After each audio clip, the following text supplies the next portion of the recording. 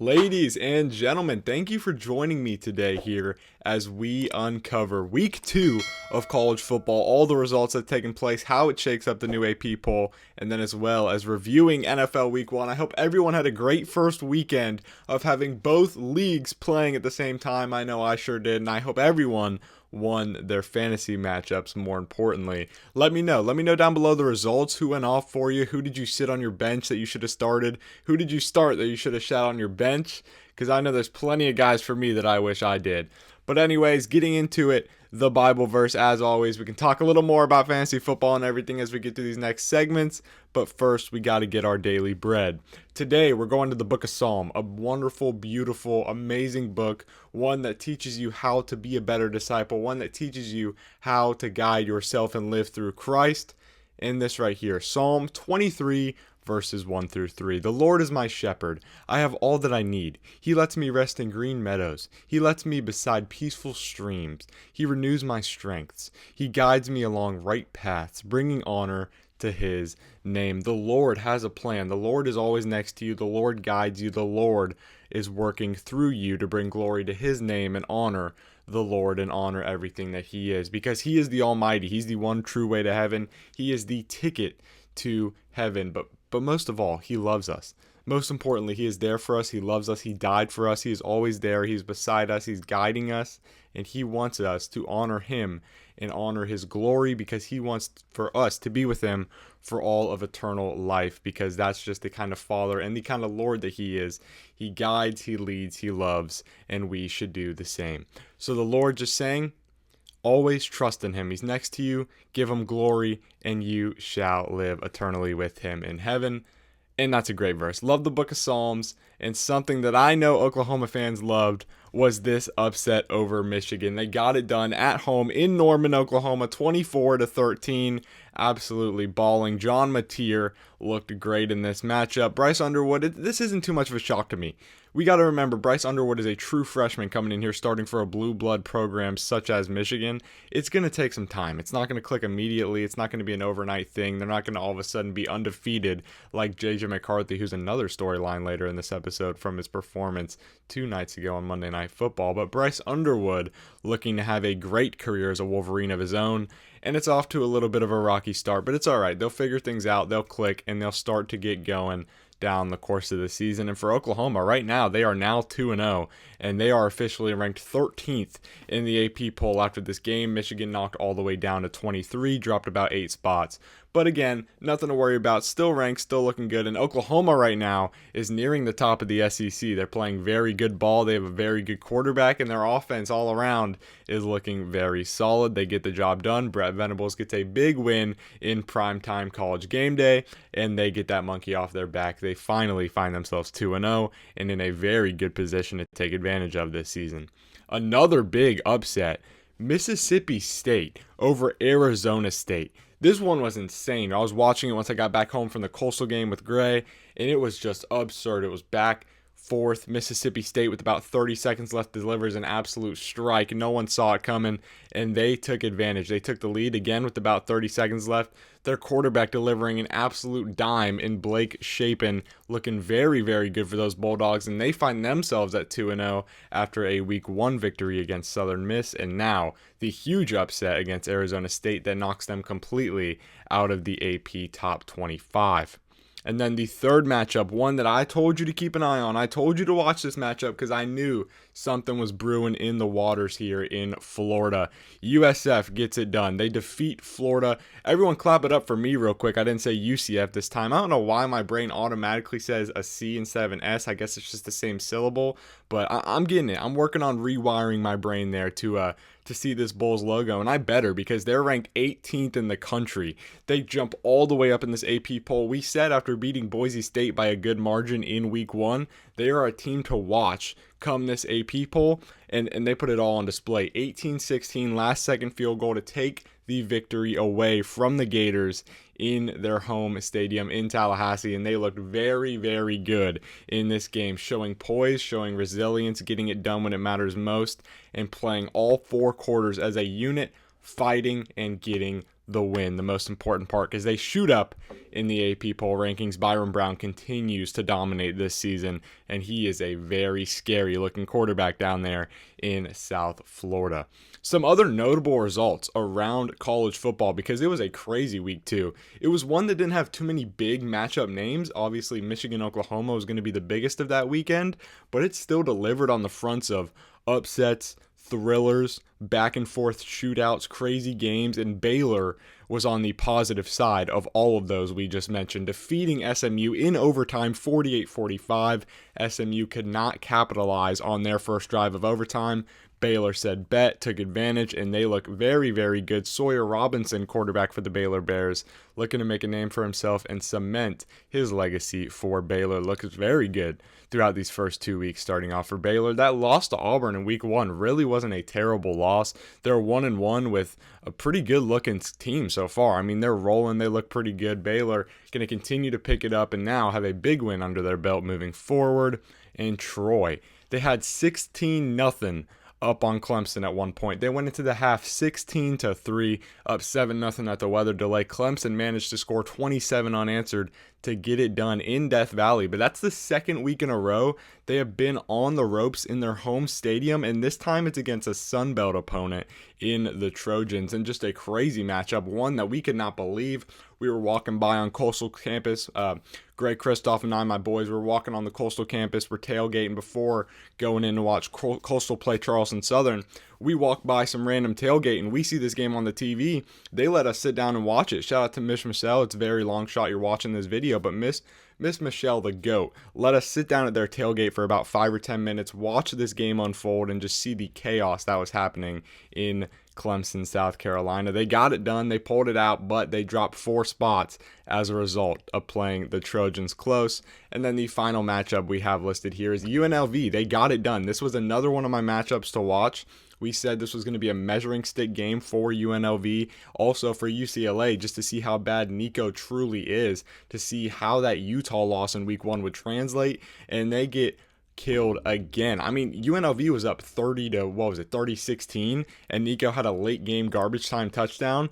The Rebels looked good in this game. They dominated. They were ahead pretty much majority of this matchup, and Dan Mullen has these Rebels sitting at 3-0 with a win over the UCLA Bruins. A big win for the Rebels, and they look very, very good going into week 3.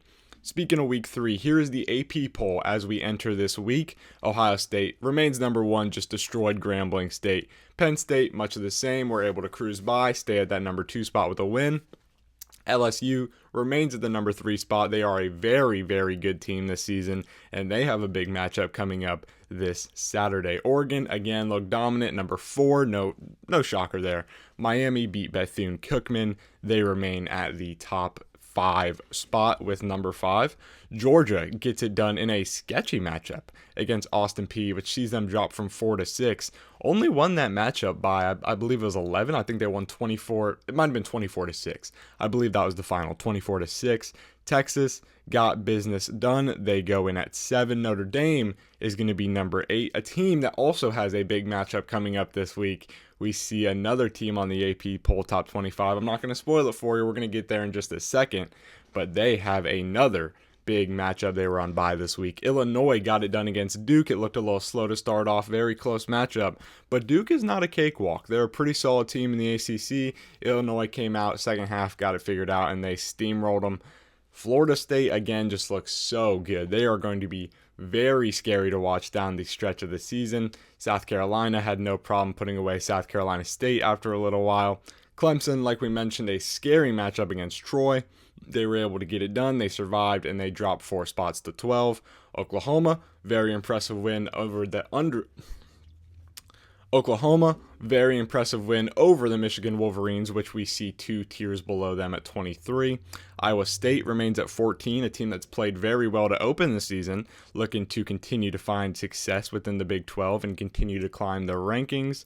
Tennessee at 15, a team I'm very high on in the SEC. I believe Tennessee, they have a huge matchup coming up this week. Again, we're going to get into that very next segment, but Tennessee has a huge matchup, a chance to jump up and shoot these rankings entering week 4. Really hope the Volunteers do it. I'm a big Joey Aguilar guy, but again, we'll get more into that. Texas A&M, number 16. I'm going to keep my mouth shut for right now. Again, we're about to get into it. Ole Miss, number 17, a team that's still floating around, waiting for their time to rise, waiting for their time to shoot up the rankings, looking for an ideal. They're in the SEC, so they're going to have a couple big matchups that will give them that chance to bounce pad up the rankings. And USF, welcome to the top 25. Not only do they enter the top 25, they entered fast, go all the way up to 18, jumping teams like Alabama, Texas Tech, Auburn, Michigan. All of a sudden, these Bulls and Byron Brown are the real deal, sitting inside not only the top 25, but the top 20 at that. Alabama at 19, Ty Simpson, they got that bounce back win. Huge blowout ball game for Alabama. Utah at number 20. Again, they look very, very good. Quarterback play is still sound, looks very solid. They are another team to watch heading down the stretch of this season. The Utes there in the Big 12. Don't be surprised if we see a matchup such as Iowa State, Utah, Texas Tech, some matchup along that sort in the Big 12 to determine the conference. We'll see it more obviously as we go on throughout the course of the season, but Utah has been a great pleasure and a great surprise for me to start off this season. And then Texas Tech as well has been another team that has been a pleasure and a surprise to watch this season. I was high on them going into the year. I think they'll continue to get better. I think they will be a great team down the stretch and a Big 12 championship contender, no doubt. Indiana at 22, much in the same. They're holding their own in the Big 10 right now, but we saw it a bunch last season. It's not hard to win when you're playing bad teams, but when you do get that big matchup in the spotlight, how will you perform? That's something we'll have to keep an eye on down the stretch as well. Michigan suffered that loss. Bryce Underwood, true freshman quarterback. Not a huge loss. It's against Oklahoma, a team that'll probably finish inside the top 10 this season, and they'll continue to grow and bounce back from that. Auburn at 24, they get into the rankings. Very nice. They beat Baylor week 1, had another good win in week 2, and they will continue to climb the ranks, find themselves ranked for the first time in a while. So welcome back to the AP poll top 25 to Auburn. And rounding it out is Missouri. After a big win against Kansas, they went down 14-0 early, bounced back, responded, put points on the board, and got a huge win against the Jayhawks. They find themselves entering the AP poll at number 25, rounding us out for this week, entering week 3. A beautiful AP poll. I like this one really a lot. It's very pleasing to look at. There's a lot of great teams. There's no one that really stands out like a sore thumb that's like, oh, why are they still ranked? Why are they in the top 25? I feel like we've weeded out a couple teams that to start off the season, like Kansas State, I was never really high on. I'm glad we got a couple of those teams out of there. Boise State, nothing personal. I'm just glad they're not really ranked anymore. I feel like every team in this list right now is deserving, and they'll continue to earn their spots as we go down the stretch of the season. So again, a beautiful AP poll to enter into week 3. Very happy with the way things shook out in week 2. A lot of upsets, a lot of near upsets, Clemson, and a lot of teams just finding ways to win and getting it done down the stretch. So that is college football for week 2, wrapping it up, entering and looking at the AP poll heading into this week. And speaking of next week, here we go with these big key matchups.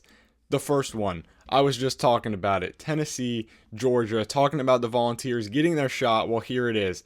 College game day once again for this matchup. We saw it, I believe, 2 years ago when they played in Athens, I believe. They might have been playing in Rocky Top, but I believe they were in Athens. This might have been 3 years ago, actually. I believe it was 3 years ago when it was a Hendon Hooker-led Volunteers team against Stetson Bennett and the Bulldogs. It was in Athens, so I believe this year's in Rocky Top, which is going to be electric. You have a night college football game in Rocky Top, college game day at that, and the Bulldogs are favored coming into Neyland Stadium. So there's a lot to look at with this matchup. Again, being underdogs in your own stadium, one that gets loud, seats 100,000. It's going to be explosive. We see the lights in the background. The light show is going to be popping, and these Volunteers are ready to play. Joey Aguilar has been lighting up the scene for the first 2 weeks. Started off with a big win against Syracuse. He was throwing deep balls right on the rope, right on the money, and then he came out and just absolutely murdered East Tennessee State last week.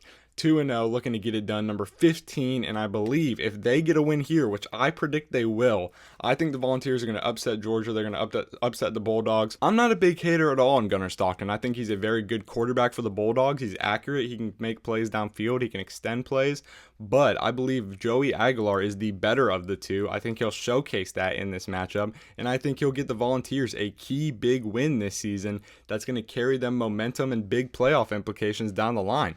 I truly believe the Volunteers are one of the better teams in college football. They're one of the better teams in this AP poll, and I think they're going to go out here and prove it Saturday against the Bulldogs and get a huge win in Neyland Stadium in front of this home Tennessee crowd.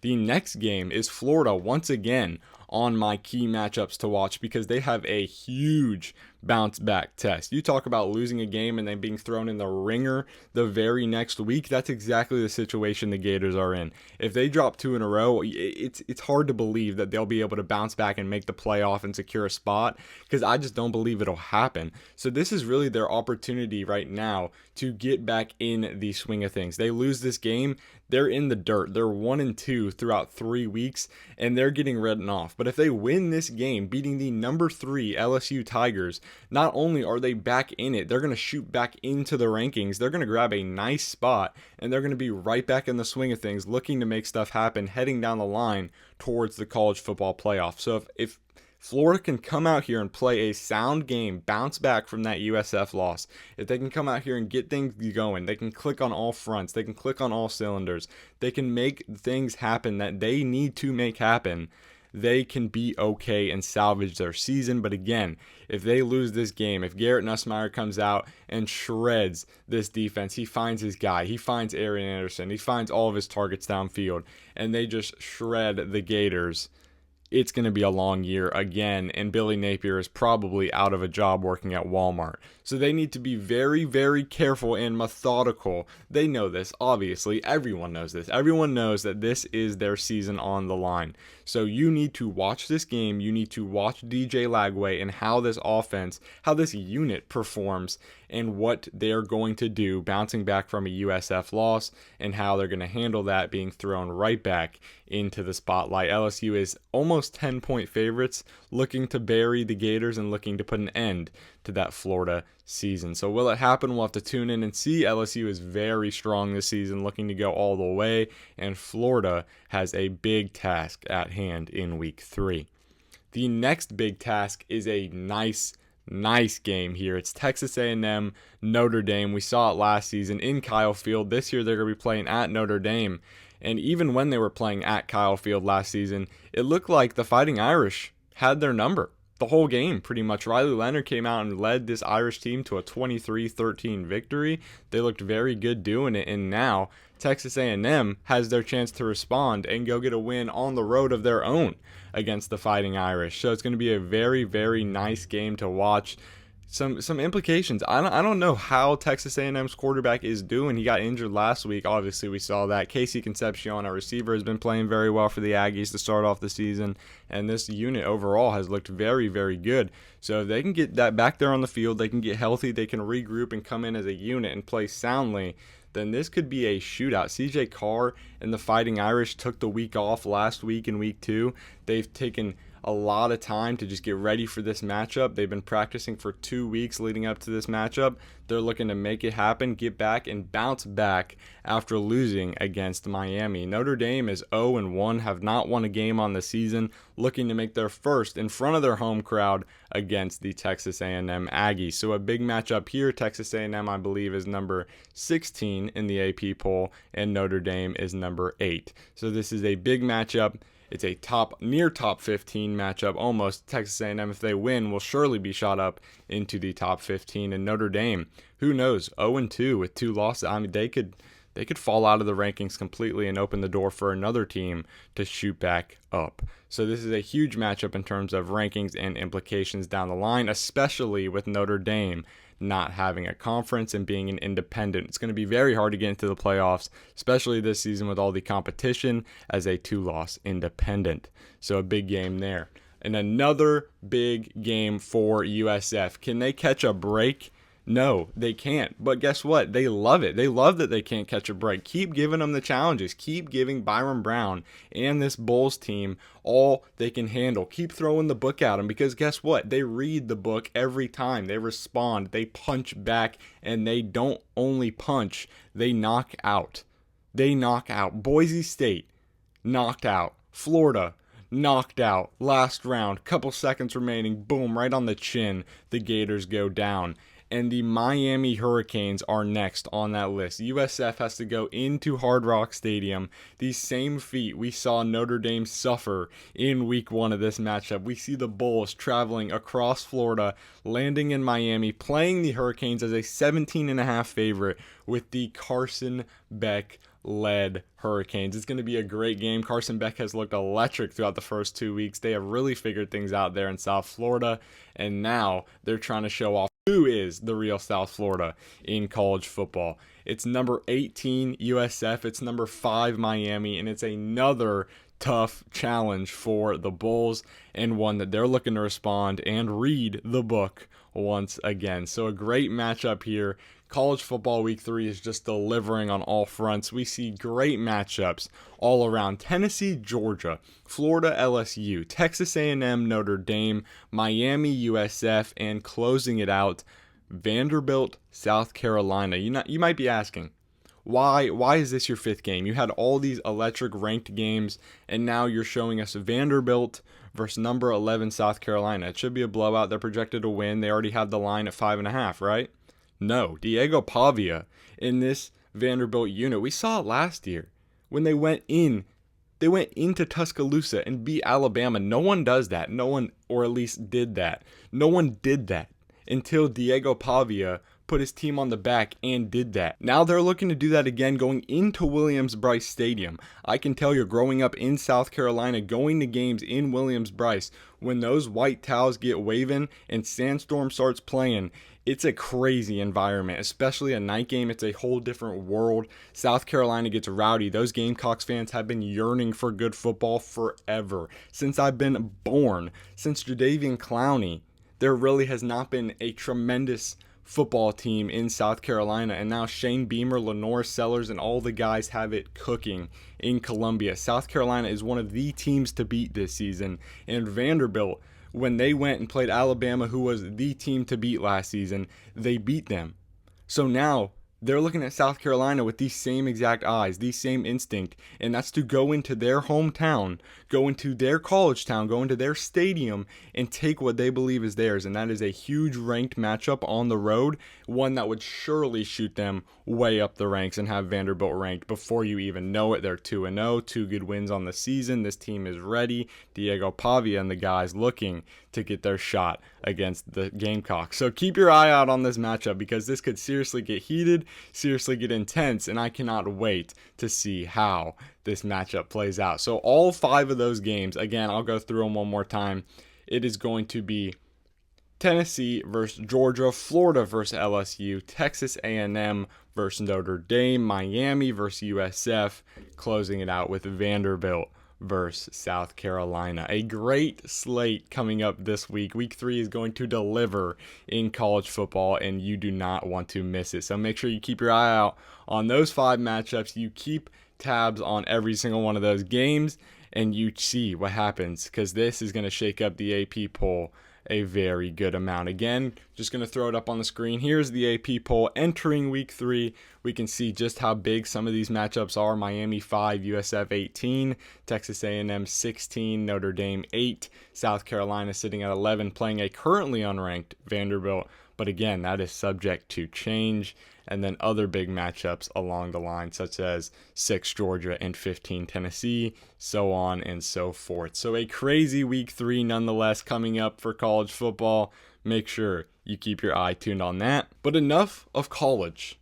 Let's get into the NFL. We saw the opener, week 1, kicking off our season for the league. Honestly, don't tell anyone I said this, but I'm more of an NFL guy than I am a college guy. I'm kidding. You can scream it from the mountaintops. I've been screaming it from the mountaintops from day one.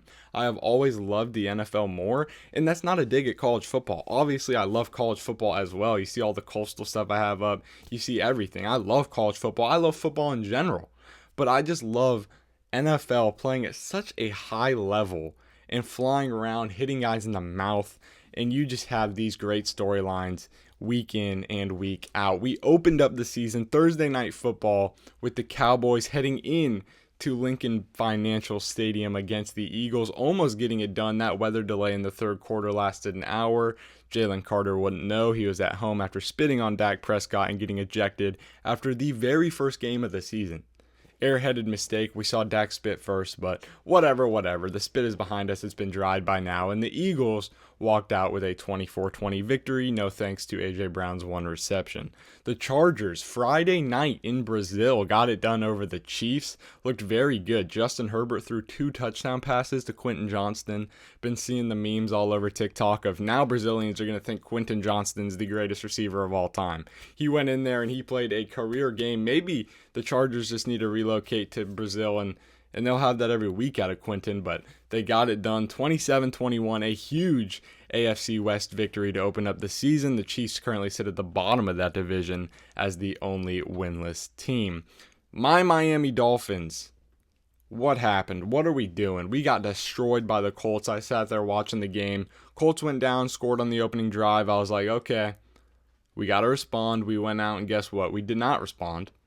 But the Colts did, to their own call, every single drive. We let Daniel Jones score on every single drive, setting NFL history for the first time in forever. And I mean, we were terrible. You see the 8 points, it was 33-0. Those 8 points came in garbage time with Devon Achane breaking tackles and somehow finding the goal line.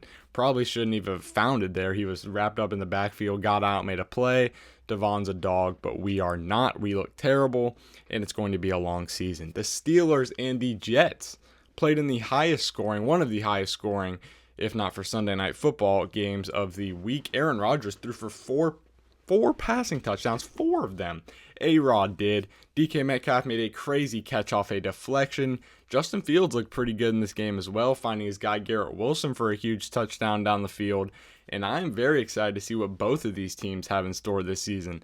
No team dominated the other in this matchup. It was back and forth. They both looked good. Steelers found a way to get the win, but Justin Fields was making plays as well, and that Jets offense was rolling at times. Breece Hall also looks to be back a little bit. The Panthers-Jaguars, we got our first looks at both Travis Hunter and Tet McMillan in this matchup. Bryce Young looked to struggle a little bit. The Jaguars had his number, came out and played a very clean football game. It was 26-3 before a Chuba Hubbard big touchdown on 4th down. Very similar to the Devon Achane situation for the Dolphins. So the Jaguars go out and get a big win in Week 1 over Carolina. The Cardinals squeak by the Saints in New Orleans. This game was really much of a snooze fest. Not too much here in this game. Really, the only thing that happened was a couple big plays. Marvin Harrison Jr., who I'm very excited on, scored, and I think he's going to have a great season. Spencer Rattler did not look too bad in his start, didn't look rattled. See what I did there? But the Saints definitely got a lot to improve upon, and the Cardinals sneak away with an NFC victory in Week 1. And then the Commanders. The Commanders got it done, 21-6. Giants didn't look terrible. Abdul Carter, that whole defense is going to be a sight to see this season once they get going and build that chemistry down the line when it comes game time. But they didn't look terrible in the slightest. Very excited to see what they have in store. But the Commanders picked up right where they left off in the NFC Championship game, and that is with Jaden Daniels being an absolute dog. And now they have another dog of their own in Ja'Cory Krosky Merritt, a.k.a. Bill, finding the end zone. He had a touchdown, 82 yards, get this, averaged 8.2 yards per carry. So, okay, go off, JCM. We see ya, Bill, looking to have a big year as a Commander. And then one of the most dramatic games, again, if not for Sunday Night Football, that game was just on a whole nother realm. I mean, absolutely absurd, but we'll get to that. The Buccaneers-Falcons. Baker Mayfield hooked up with Emeka Egbuka twice for a touchdown in this game. 2 tutties in his rookie debut. Absolutely absurd. And guess who had him on their bench in fantasy? You don't have to look very far. I'm right here. He put up 23 points. I still got the win. I'm 1-0 in both leagues for fantasy, so we started off great. We had a great weekend overall. Coastal won. I'm 2-0 in fantasy throughout both leagues, and you just got to love football. You got to be romantic about it, truly. But They get it done. Very, very dramatic fashion. The Falcons went down. MPJ was balling. Michael Penix Jr., he is a stud. He was making plays in the clutch. Full extension, almost fumbled, but he had a knee down, gets a first down on 4th and goal, and then they score to just make it a very exciting matchup. They took the lead off that touchdown of MPJ, and then they went right back down. Buccaneers responded, found Emeka Egbuka, the rookie receiver, and then misses the extra point, leaves it a 3-point game, and then they set up Younghoe Koo, kicks the field goal, try to send it to the overtime, and he shanks it. The Buccaneers survived with a victory. Again, just a crazy dramatic matchup in week one that was very exciting to watch. Heading on over to the second half of week one, the Bengals sneak by the Browns in a game that should not have been that close, but we know Zach Taylor and that Bengals squad is historically bad in the first 2 weeks. I believe Zach Taylor is now 2-11 in weeks 1 and 2 as the Bengals head coach. That second win came against those Browns by 1 point on Sunday. So they got it done. They squeaked by. It wasn't pretty, but they did their job. Browns rookie kicker missed an extra point and a field goal. And if you see that score, obviously they would have won that game, or the situation would have been different heading down the line for the Cleveland Browns and the Cincinnati Bengals. Raiders, Patriots. A lot of young guys on that Las Vegas roster. Ashton Jeanty, Brock Bowers, Michael Mayer, and Jacoby Myers. I know he's not a young guy, but he sure is still dang good at football. Let me tell you. Jacoby Myers had a very good game of his own. Brock Bowers, 103 yards before his knee injury. Hoping it's not serious because, again, he is my fantasy tight end one. So I don't believe it will be. It says he's questionable, but it also says that he wanted to go back in, but he was limited from his coaching staff. So hopefully he will be good to go for week 2. The Raiders get a nice win over the Patriots, who are still a young team looking to find their way. 49ers Seahawks, a very dramatic matchup, the first one of the late window. Christian McCaffrey was a PPR monster in this game, racking up points. I believe he finished with 24 points in a PPR league, which is insane. Looked very good. He was questionable to go with that calf. He came out, he played a great football game, and CMC is still a premier running back in this league. And the Seahawks didn't look bad. Sam Darnold, JSN, all those guys still getting accumulated with each other. Kenneth Walker didn't look the best. Zach Charbonnet scored a touchdown for the Seahawks, one of the best RB2s in the league. So the Seahawks are a team that I believe will get it together. They have a first-year quarterback in that system, second-year head coach, so they still have some wheels to turn and some kinks to find. So they will be just fine down the line. They'll put it all together, and they should be A-okay heading down the line. The Titans and Broncos, a defensive matchup for sure for Denver. Getting back there, forcing 6 sacks, 2 forced fumbles, and guess who had their defense in fantasy? That's right, they put up 25 points in my league. Our defensive settings are a little different, but they definitely balled out and did their thing. Cam Ward did not look bad at all. Had some beautiful throws in the clutch, just dropped by his receivers. Looked really let down. You saw how anxious and stressed out his dad was at the end of that game, and I don't blame him one bit. Cam Ward did everything he could to help put the Titans back into that game when it was that final drive. They just didn't really get any help there in that situation. The Titans look like they're going to be okay down the stretch. Just got to get your rookie quarterback accumulated, get him some pieces, get him some weapons, and let him go to work. Lions-Packers, one of the bigger shocks of week 1, probably the biggest, is they just did not look good without Ben Johnson. I'm going to say it, that offense looked very slow. Dan Campbell, whoever he has calling plays, did not look too up to the task in week 1. Jordan Love came out and was shredding this defense. They looked good. Josh Jacobs, all their guys. The Packers look like a real deal threat. We saw Micah Parsons chase down Jared Goff, make the sack in the backfield, and he's going to fit in beautifully with that Green Bay defense. The Rams, a big win over the Texans, a matchup between two very respectable teams in their own conferences. The Rams, who are one of the better teams in the NFC, the Texans, who are one of the better teams in the AFC. They had a little bit of a battle. Puka Nacua, bloody eye, had to go into the locker room, get it cleaned up, came back out, and was a monster. I played against him. I was scared the whole time, and he was tearing up that Texans secondary that I said was elite. But guess what? So is Matthew Stafford, so is Puka Nacua, and so is this game. Low scoring, but still a great matchup of two powerhouse teams. And then here are these two matchups right here. One is a little better than the other. Obviously, that's Bills Ravens. Josh Allen down 40-25 with 4 minutes remaining in the fourth quarter. Fourth down, scores a touchdown, go down, get a stop, get the ball back, go score again, and win the game for Buffalo. Absolutely absurd, coming off of his MVP season, looking to make it 2, and he is playing his life. He's playing like it's on the line. But guess what? He signed a huge contract just a year or two ago. He's married to Haley Steinfeld. He's looking to get back in the playoffs, defeat the Chiefs like they should have last season, and reach a Super Bowl. And this is the team to do it if they're going to. The Bills look dominant. Keon Coleman looked pretty good at receiver for the Bills. Khalil Shakur did not miss a step heading into 2025 season.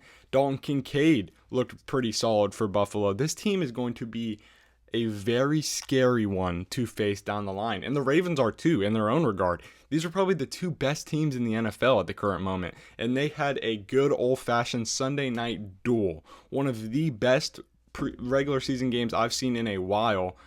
And they just looked absolutely electric. Both teams, both sides. The Ravens defense looked very good. Kyle Hamilton, everyone looked very good. But they still let up 41. And then you flip it to the other team, the Bills, and their defense looked pretty good. Matt Milano, everyone they have going, and the Ravens put up 40 because they have Lamar Jackson versus Josh Allen, two best quarterbacks in the league dueling, and they just played an absolute showdown, an absolute thriller, and blessed us on week 1.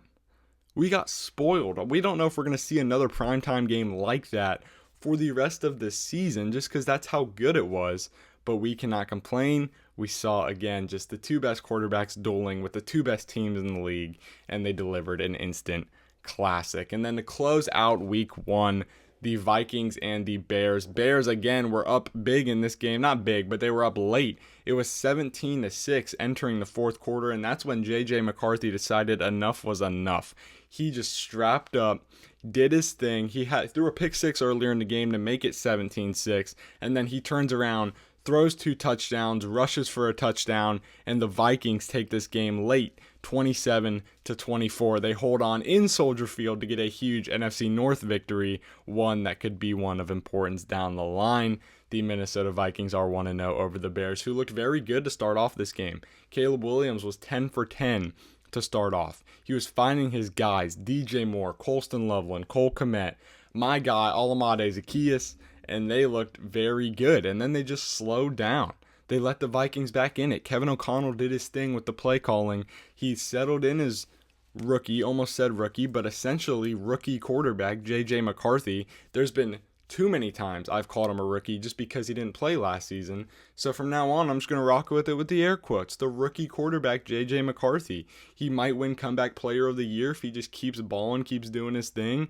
And the Minnesota Vikings looked very good, and they look a little dangerous down the stretch. So that is the week 1 slate of the NFL, everything that happened, all the big storylines, and what we should review. So a banger week of opening football in the NFL, combined with a banger week of college football week 2.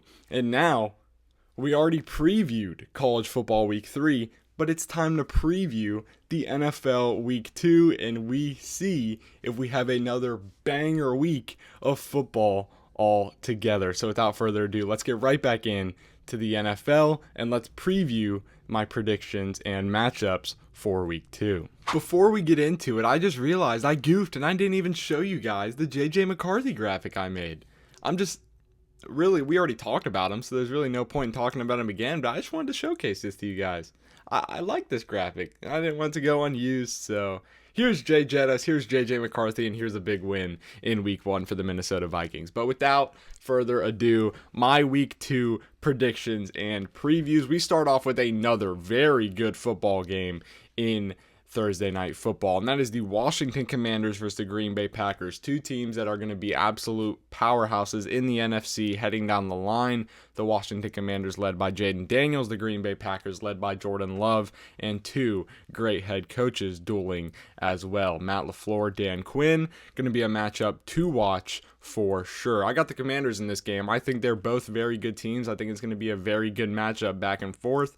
I think there's going to be a lot to look out for. I think JCM, Ja'Cory Krosky Merritt, is going to have another good game. Go Bill, go Bill. He's going to run that rock, and I believe they're going to defeat the Green Bay Packers on a big one in Thursday Night Football. And that's going to put the Commanders at 2-0 in the NFC. They're going to be on top of the East. They're going to be looking good, and I believe they're going to continue to roll and do what they're going to do over the course of the season. Speaking of the NFC East, here is a matchup inside the division, the second straight week that we have a matchup inside the division for both of these teams. The Cowboys had to play the Eagles. The Giants had to play those Commanders we were just talking about. And now they remain inside the division once again to start off the season. The Cowboys I have in this matchup over the Giants.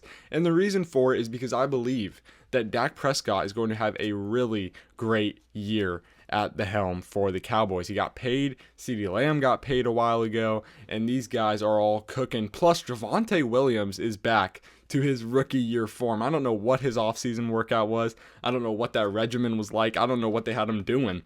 But Javonte Williams in that Thursday Night Football game, 2 touchdowns, went down on the 2 opening drives for that Cowboys offense. Looked very, very good.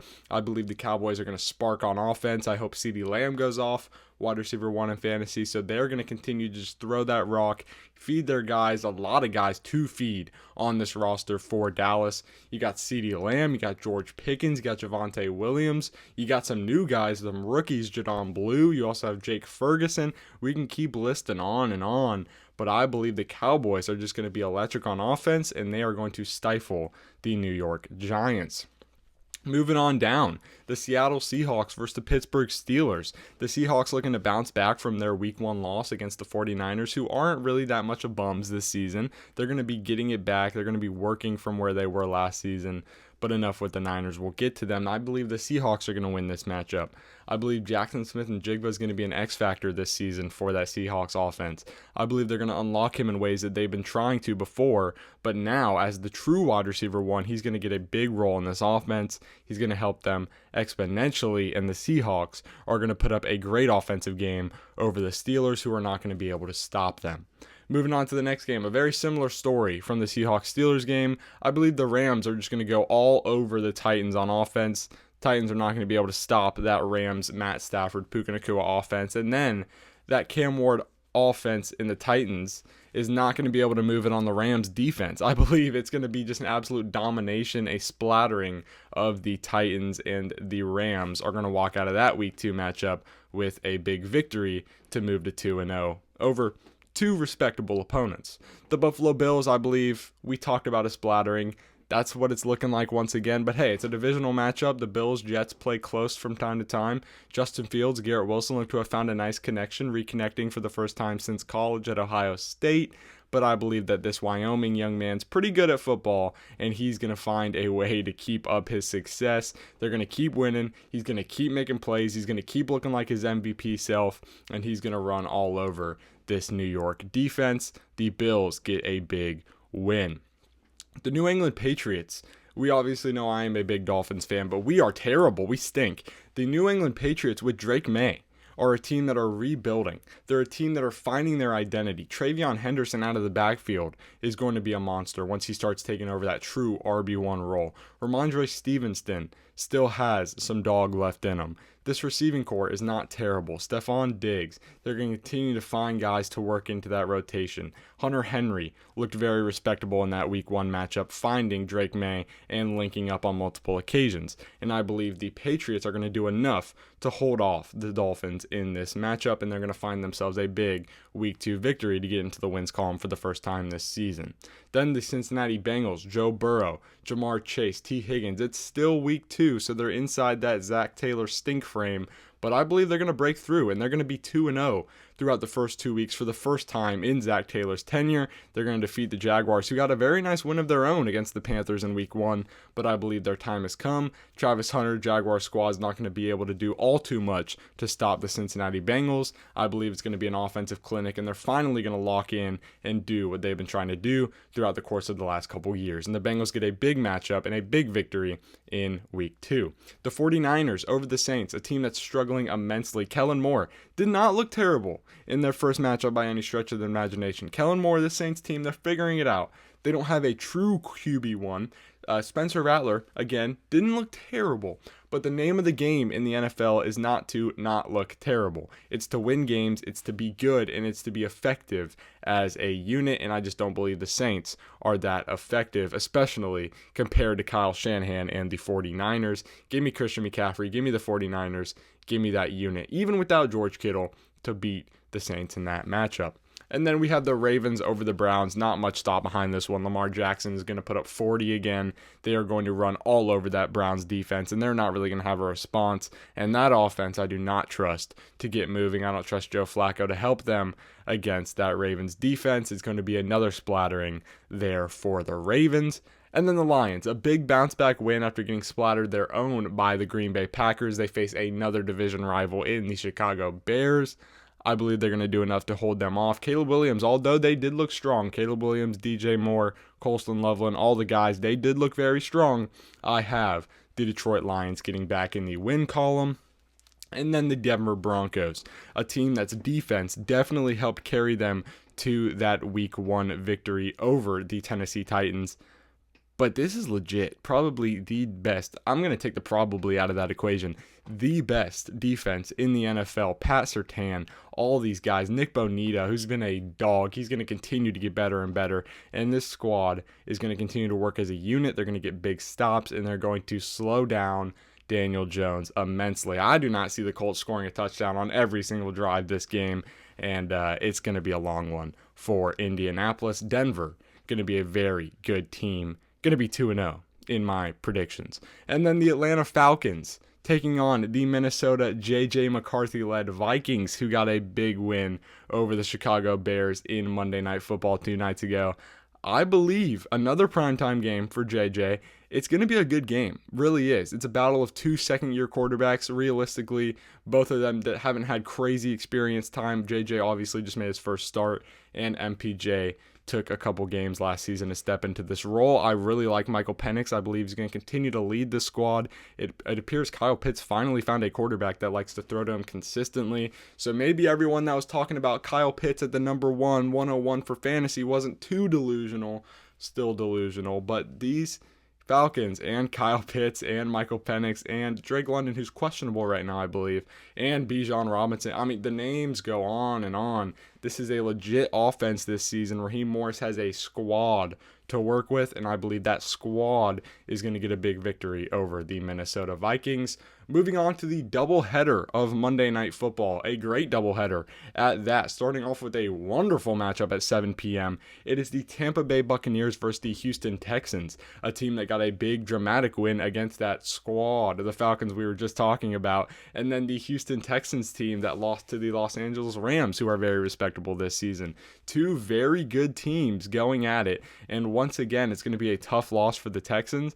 I believe the Buccaneers are as good as they want to be this year. Baker Mayfield in his third year at Tampa looking to light it up once again. Emeka Egbuka looking to have another stellar game for his rookie season. Mike Evans looking to get back into the win column as a Buccaneer, looking to have his 12th consecutive 1,000-yard season, some crazy number along those lines, and I believe the Buccaneers are going to do enough to get it done over the Houston Texans, advancing to 2-0, the Texans falling to 0-2, not too late to turn things around. It's only week 2. The Texans are going to be A-OK, mark my words. And then the 10 p.m. matchup. This game's going to end around midnight or 1 a.m., so I'm going to have to strap up on Monday night and really lock in. The Chargers versus the Raiders.